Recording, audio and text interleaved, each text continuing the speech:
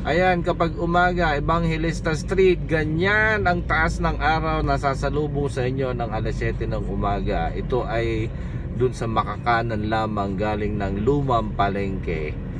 Ay talagang nakakasilaw ho. Ano? Yan, nakikita nyo naman. Ang ating camera ay nagdidilim sa sobrang liwanag ng araw. Yan. 7-Eleven ay di lalo na ho doon sa banda-banda doon, lalong nakakasilaw yan. Nang sisimula ng umakyat si Haring Araw, yan ang eksena kapag dito kayo dumaan sa may Evangelista Street. Ay sus ko day, buti na lamang at maluwag sa lugar na ito at walang masyadong tumitigil ng mga sasakyan.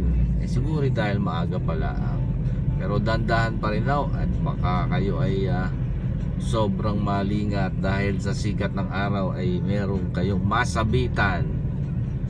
Naku po, sus ko po Rude, masakit sa mata kahit may visor ho, talagang mainit-init na rin ang hulab sa salamin ng sikat ng araw dine sa Evangelista Street.